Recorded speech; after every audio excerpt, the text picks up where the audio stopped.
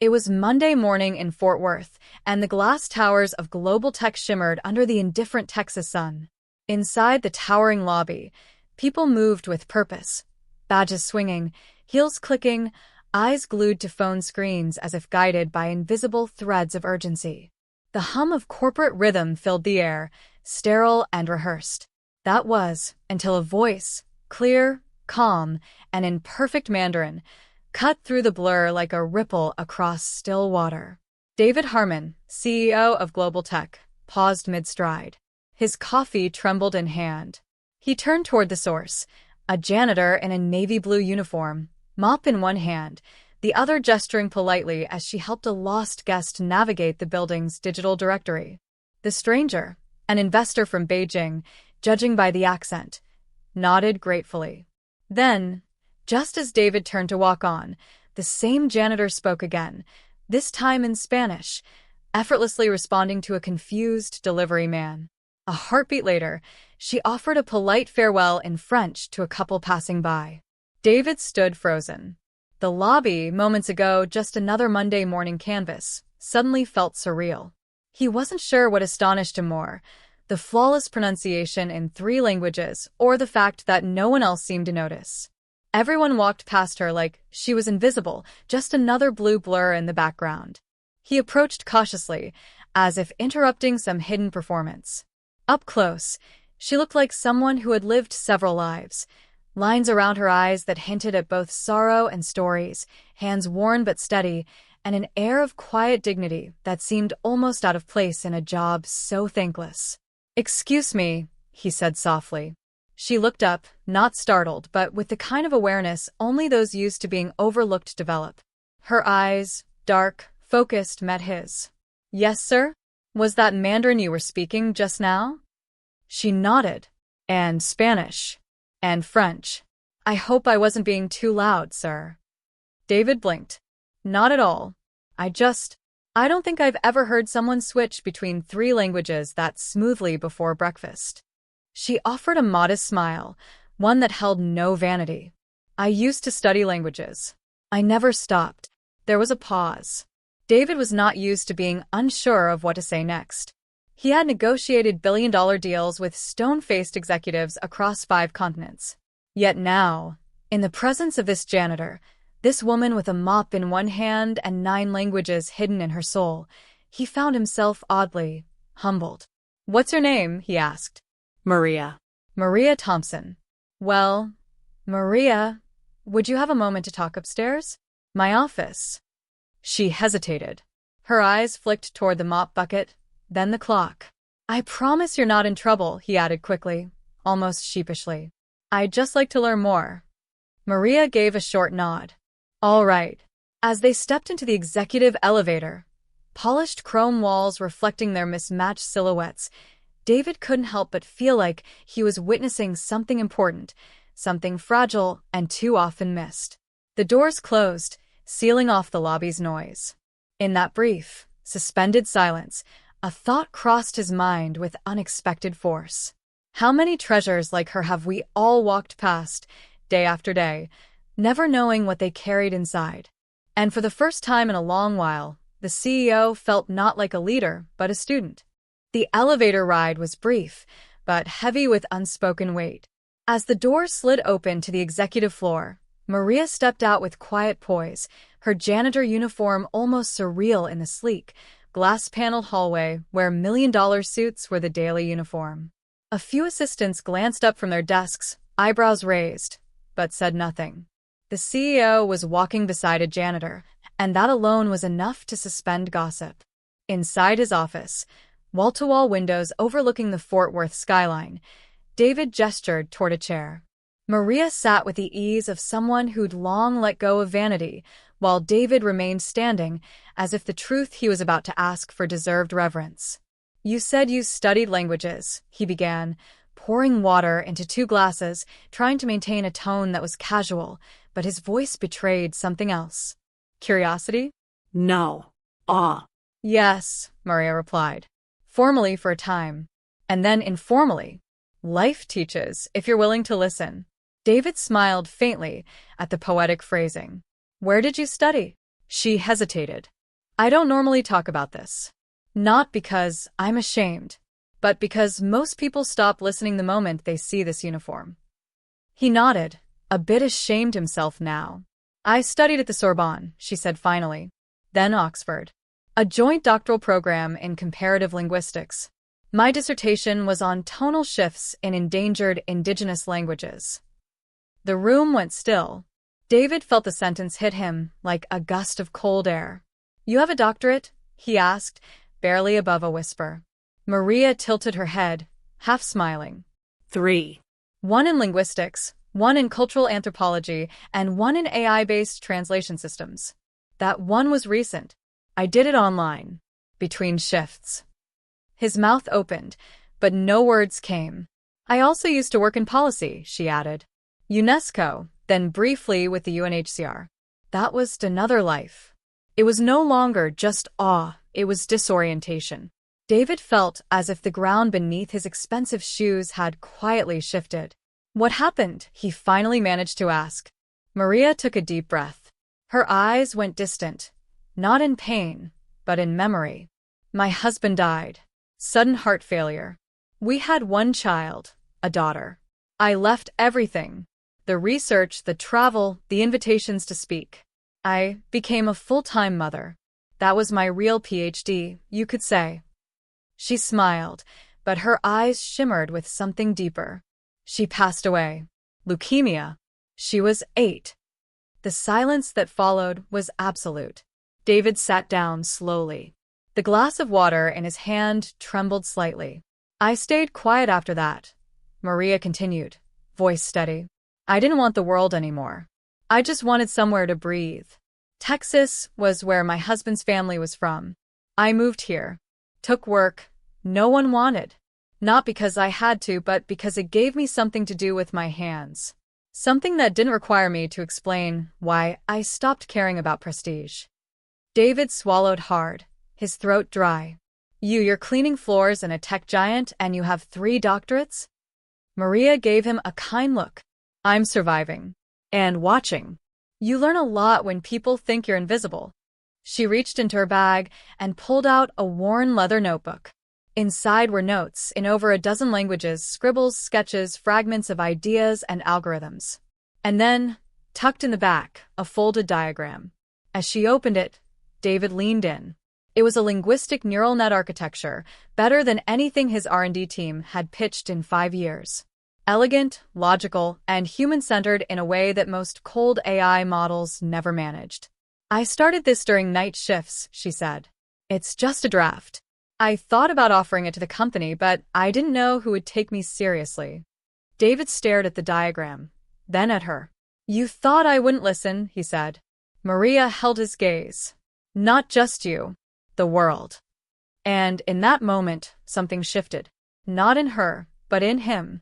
Years of boardroom victories, keynote speeches, and Forbes covers suddenly felt small. All the while, a genius had been waxing floors outside his office door. David leaned back, eyes wide with something he hadn't felt in a long time. Humility.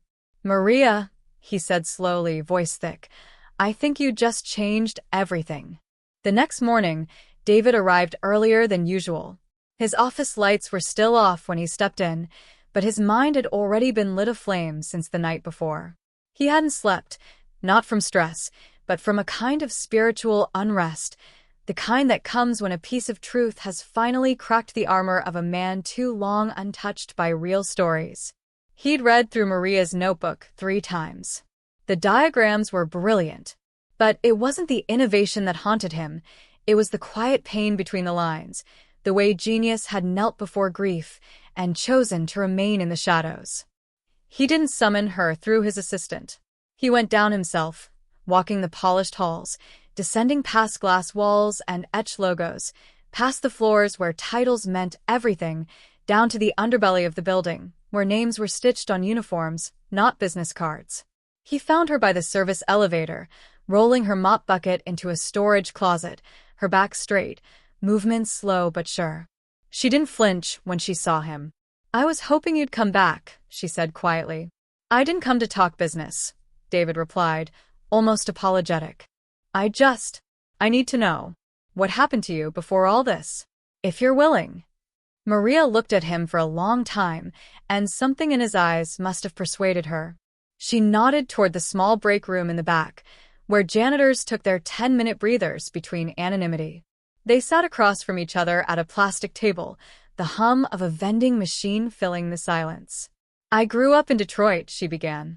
My father was Puerto Rican, my mother Chinese American. He was a mechanic. She was a violinist who never played in public because she thought no one wanted to hear a Chinese woman play Brahms. I guess silence runs in our blood. She smiled faintly. We didn't have much. But my mother taught me how to listen to people, to languages, to the spaces between words. I picked up Spanish from my father's friends, Mandarin from my mother, and the rest from books, TV, street corners, anywhere sound became story. She paused, remembering. At 16, I got into MIT on scholarship. I was the girl no one thought would last a semester. I graduated top of my class. David listened, each detail peeling back a layer of myth. I met Anthony, my husband, at a global language summit. He was a Marine studying international law. We got married in 6 months. Too fast, people said. But he understood the silence I carried. He never tried to fix it. He just stood with it. Her voice faltered, but only for a second. When our daughter, Eliza, was born, everything stopped. I mean, my ambition, the travel, the awards, all of it. She was brilliant. At 4, she corrected my French accent. At 6, she was reading Nabokov to me before bedtime. She was light. Maria folded her hands, fingers trembling ever so slightly. We found out about the leukemia on a Tuesday. I remember the color of the nurse's shoes. Bright red, with little cartoon bees. Everything else blurred, but those shoes stayed burned into my mind. It was stage 4. 6 months, they said. Her voice didn't crack. It didn't need to. The weight behind each word was already unbearable. She fought. God, she fought harder than any diplomat, any soldier I've ever known. But in the end, silence returned like a tide. David couldn't speak. He wasn't sure if he was allowed to. I stopped talking after she died, Maria said. Not just verbally, I stopped connecting. With the world, with people, with myself. I moved to Texas because Anthony had told me once, if anything ever happens, find the quietest place in the loudest city. That's where healing begins. So, I found a job that let me disappear while staying visible. David looked at her, truly looked. The woman in front of him had carried more than most CEOs would face in 10 lifetimes. But there was no bitterness in her, only stillness. The kind that comes after a storm so devastating, you forget the sound of your own name, but never the sound of your child laughing. I kept studying at night, she continued. I didn't know why at first. Maybe out of habit. Or maybe because knowledge was the only thing that hadn't left me. She leaned back, eyes fixed on something far away. You know, I've watched you for years. Not just you, this place. People running, climbing ladders made of smoke. Some of them brilliant. Most of them just loud. I wondered sometimes what would happen if someone listened, not to the voices above, but below. To the floorboards. To the quiet. David nodded slowly. The break room suddenly felt like a cathedral.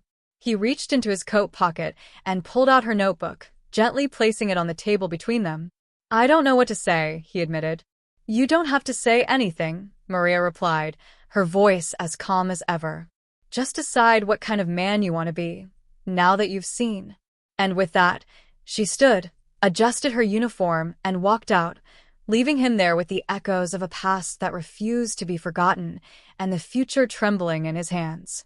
David didn't return to his office after Maria left the break room. He sat alone, the hum of the vending machine still echoing in his ears like a heartbeat beneath grief. Something in him had shifted, and not just emotionally, it was tectonic, moral, spiritual. He had spent his entire career convincing himself that talent had a shape, a pedigree, a polish. But Maria's story had shattered that illusion. Her brilliance wasn't loud. It didn't wear tailored suits or carry a resume designed for admiration. It moved quietly, precisely, like a surgeon's scalpel wrapped in rags. By the following week, he'd rewritten the entire development agenda. The project Maria had outlined in her battered notebook, a linguistic compression algorithm capable of reducing multilanguage AI processing latency by half, was moved into phase 1. But he didn't announce it in a meeting. He didn't make a slideshow or send an all-staff email.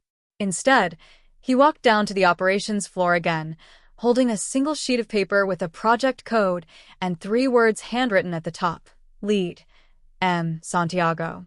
When he handed it to her, she didn't react right away. She looked at it, then at him, then folded it gently and placed it in the pocket of her uniform as if he'd just handed her a photograph of someone she'd lost. That evening, she stayed behind. Not to clean. To think. To plan. To remember what it felt like to create without hiding. Within a month, the prototype was outperforming anything in the company's current R&D pipeline. Maria, now listed quietly on internal documents as senior technical consultant, refused to take a desk on the executive floor.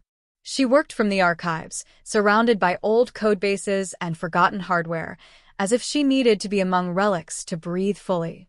Her methods were strange. Writing algorithms in longhand on yellow legal pads, talking to herself in Spanish, and then cross-checking in Mandarin, but the results were undeniable.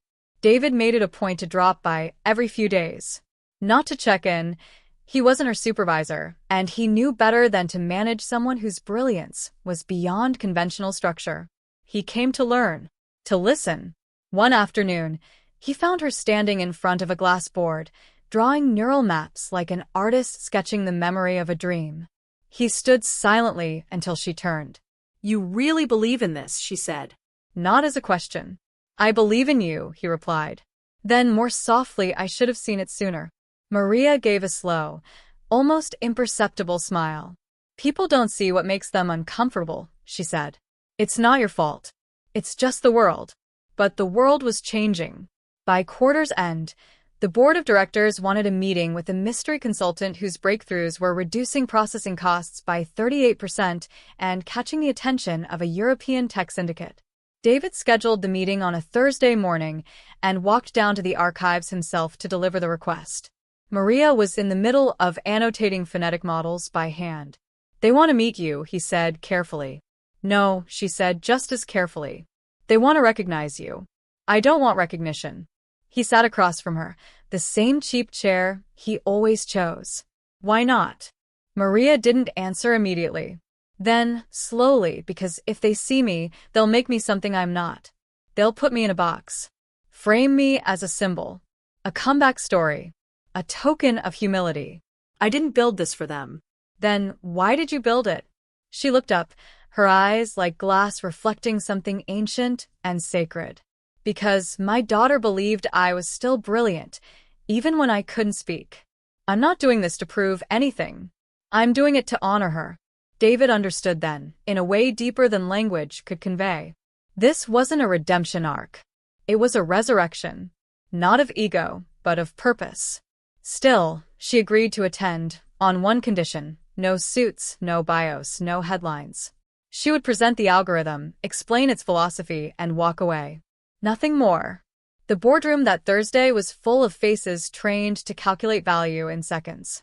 But when Maria stood at the whiteboard, in a plain navy blouse and slacks that still bore the faint scent of bleach, and began to explain the linguistic core she'd built, a system that treated every language not as code but as music, every dialect not as data but as memory, something happened in the room. The air changed. The silence grew warm. When she finished, no one clapped. They just sat there, stunned, as if a choir had sung in a language none of them knew, but all of them understood.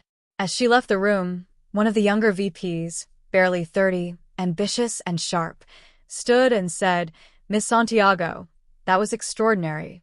She turned, nodded once, and replied simply, "Thank you. I have floors to clean." And just like that, she vanished down the hallway, mop in hand, leaving behind not just a legacy in code, but an imprint on the soul of the company, a reminder that sometimes the most brilliant among us don't rise, they kneel. They don't shout, they whisper. And when the world is finally quiet enough to listen, they change everything. The rain came softly that morning, tracing invisible veins down the windows of the company's east wing like tears the building was too proud to show.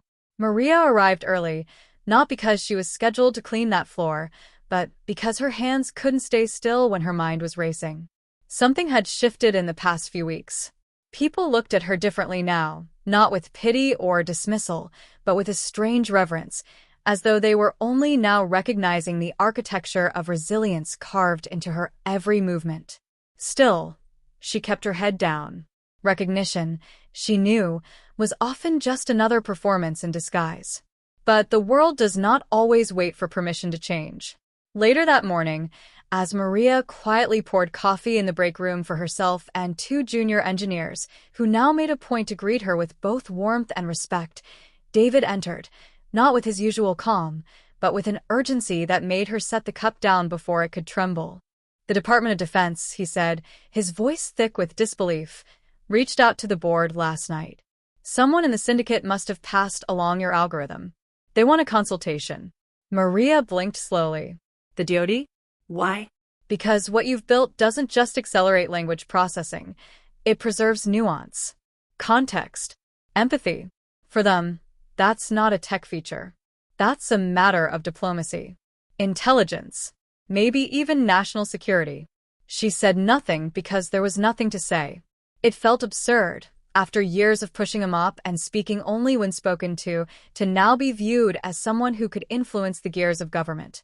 She had once gone silent for a year after her husband's deportation. Now, the nation that had turned its back was knocking on her door. But it was never about revenge. Maria had long since exorcised the ghosts of bitterness. What remained was quiet clarity, purpose without performance. 2 days later, she was flown to D.C. in a government-chartered flight that still smelled of cold leather and old decisions. She wore the same shoes she used at the company. She carried no luggage. She arrived with a folder and her daughter's photograph pressed between the pages. The room she entered at the Pentagon was nothing like the sterile opulence she had imagined. It was small, functional, quiet. A few generals, 2 linguists, and a woman from the White House Office of Science and Technology sat around a table with eyes that had seen wars and lies and needed something real. Maria spoke softly. She did not pitch. She explained. She drew diagrams with markers on a board they'd cleared just for her. She spoke not about speed, but about dignity. About building machines that understood the soul in syntax. About why a child's laughter in Farsi should never be flattened into a line of binary without knowing the story behind it. When she finished, there was no applause. Just a stillness that felt like reverence. Later that evening, in a small office overlooking the Potomac, the White House liaison offered her a 6-month contract. Classified, flexible, remote if preferred. A consulting role that would allow her to shape national language systems, not as a technician but as a steward of meaning. Maria stared at the paper for a long time. "What do I become?" she asked. "If I say yes." The liaison hesitated. Finally, she said, "Maybe you become what they were too blind to imagine." Maria looked out the window, then back at the page. She did not sign. Not yet. Instead, she took the document, folded it neatly, and said, "I need to clean tomorrow. Some things don't wash themselves." She returned to the company without fanfare. The contract remained in her bag, unopened. But she worked differently that week. Her hands still scrubbed floors, but her mind now wandered through halls of language, corridors of power, and the silence between nations waiting to be bridged by empathy encoded in code. The turning point was not the offer. It was the moment she realized that she could refuse it, and still be whole, still be brilliant, still be Maria Santiago. She had become what no title could hold. And the world somehow had started to notice. The day after she returned, the air inside the company seemed thicker, subtly changed, as if the building itself had overheard whispers too heavy to ignore. Maria moved through the halls with her usual grace, the mop in her hand a silent companion, but now, the weight of attention pressed against her like a second skin. It wasn't admiration, not entirely. It was something more brittle, more complicated. Attention-native eyes that followed her not with curiosity, but with quiet skepticism. She had been seen in places where janitors were not expected to belong. The Pentagon. A jet with no boarding pass. A meeting behind doors that clicked shut before whispers could slip out. And people, especially those who had never asked about her story, began to search for explanations that fit within the safety of their own hierarchies. Whispers bloomed like mold in corners she used to scrub. Was it a diversity stunt? A PR gamble? Or worse, did she steal someone's code? No one said it aloud, but she saw it in the way the lead engineer avoided eye contact. In the clipped tone of a senior project manager who asked her, casually but coldly, if she was still planning to mop the atrium after lunch. David, always a quiet force, stood beside her when he could. But he knew this was her storm to walk through. And Maria did not flinch. Not when she was asked to present her model in front of the company's skeptical research board. Not when one executive audibly sighed as she began to speak. And not when someone muttered under their breath in the hallway, "She used to clean toilets, and now she thinks she's a scientist?" She didn't answer. She never did. Instead, she worked.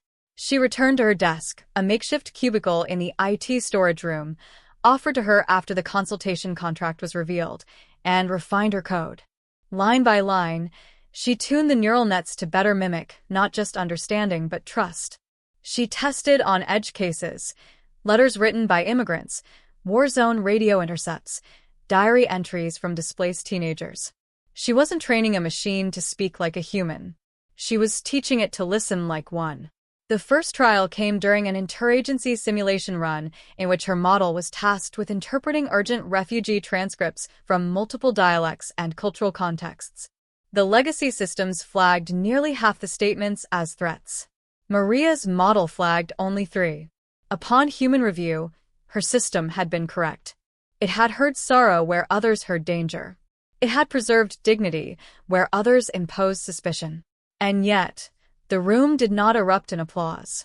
Instead, one analyst leaned forward and said quietly, "That's too sensitive. We need systems that make hard calls, not ones that sympathize." Maria looked at him, not with anger, but with the weariness of someone who had spent years cleaning up after decisions made in rooms like this. She answered softly, "Maybe that's why we keep making the wrong ones." After the trial, things shifted, but not all at once. The board acknowledged her results. A few internal memos praised the refinement. But some colleagues still looked at her with a mix of resentment and confusion, like she had stolen something they believed only they were allowed to possess. David warned her, "You're not just disrupting a workflow, Maria. You're disrupting a belief system. About who gets to matter." She nodded. She already knew. But knowing didn't make it easier. The loneliness of being the first, the only, the underestimated, it never left her side.